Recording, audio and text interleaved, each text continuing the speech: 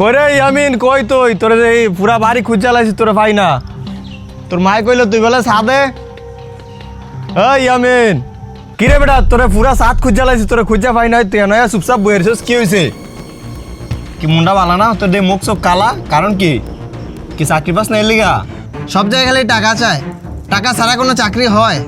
এই তুই মাথা গরম করিস না তোর আমি একটা জিনিস দিই এটা তুই খা খাইলে তোর মাথা এমনি ঠান্ডা হয়ে যাবে কি রে, এটা আবার কি?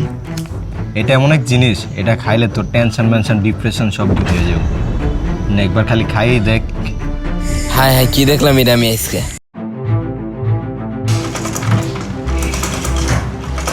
কি রে ইয়ামিন বাবা, তোর কি হইছে? আমার মানি ব্যাগটা কোথায় গেছে? মানি ব্যাগ কই? ওই মা, আমার মানি ব্যাগটা কই?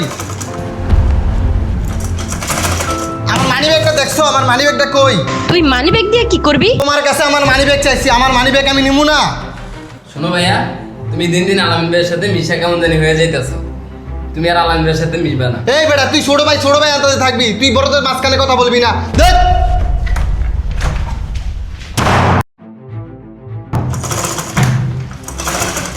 এই টাকা দাও 500। আমার কাছে টাকা নাই। কি বললো তোমার কাছে টাকা নাই? দেখি স্যার, ছাড়ো। আল্লাহ তোর বিচার করব। আমার পোলাটারে আমি মানুষ করতে পারলাম না। আল্লাহ গো আল্লাহ। বালা করে ডল তাড়াতাড়ি ইয়া কর মাথা মতো গরম হয়ে রয়েছে এত হয়ে গেছে গা বেটা, খারা। আর বেটা না খাইলে মাথা মতো ঠিক থাকে না মাথা তো আমার মনে কর ধরে রয়েছে, মনে কর মাথাটাই, মাথা খাইলেই মনে কর মাথা। আচ্ছা আমি যে তোরে খাওয়ান যে শিখাইলাম খাইয়া কেমন বুঝলি সেই শান্তি মনে কর তোর আকাশ ভাঙ্গা মাটির তলে ঢুকে দেয় গা। আচ্ছা এর লিগাই তো মূলত আমি তোরে খাওয়ান শিখাইছি তুই বেটা সেই শান্তিটা খাইয়া খাই আগে মাথা ঠিক করানো কাম মানে এই যে দেখছিস না ওই যে এগুলো আলাদা। এই দাঁড়া এই ধরো এই এই ধরো এখানে বৈশা বৈশা রাজা খাস পুরা যুব সমাজটারে নষ্ট করে লাইছ তোরা হাট হাট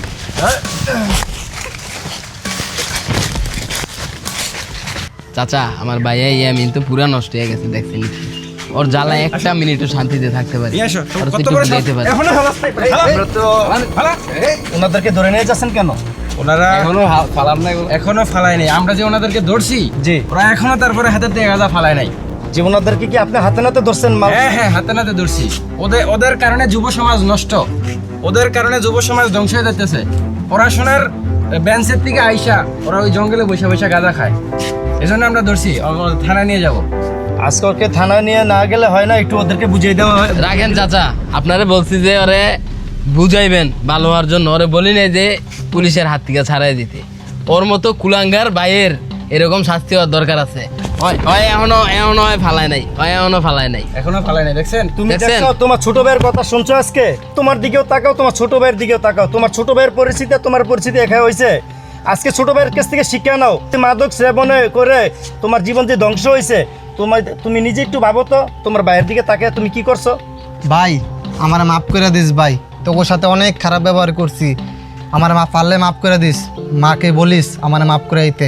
মায় আমার জন্য অনেক কান্না করছে ভাই, আমি এরকম আর কাজ করব না ভাই, আমাকে সবাইকে মাফ করে দিস। আসো, নিয়ে আসো। স্যার স্যার স্যার একটু দাঁড়ান স্যার, আমি দেশবাসীর উদ্দেশ্যে কিছু বলতে চাই স্যার। দেশবাসীর উদ্দেশ্যে তোরা কি বলবি বেটা? একটু দাঁড়ান দেশবাসীর তো তোরা ধ্বংস করস, নষ্ট একটু করস। দাঁড়ান স্যার, একটু দাঁড়ান। আমি কিছুদিন আগে এরকম ছিলাম না। আমি কিন্তু আলামিনের সাথে চলেই কিন্তু আমি খারাপ হয়ে গেছি। নেশা কিন্তু আমার রক্তে মিশে গেছিল আলামিনের সাথে চলে। আমি কিন্তু এরকম ছিলাম না, আমিও নেশাখোর বন্ধু বান্ধবদের সাথে চইলা আজকে আমার এই অবস্থা। আমি কিন্তু একদম ভালো ফ্যামিলির ভালো সন্তান ছিলাম, কিন্তু কিছু খারাপ বন্ধুদের সাথে মিশে আজকে আমার এই অবস্থা। তো সবসময় চেষ্টা করবেন ভালো সঙ্গ নির্বাচন করে চলতে, এবং যারা আছেন আপনাদের ছেলে মেয়েদেরকে দিকে খেয়াল রাখবেন যাতে ভালো ছেলে মেয়েদের সাথে মিশে ভালো মানুষের সাথে যাতে চলে। এসে ধরো।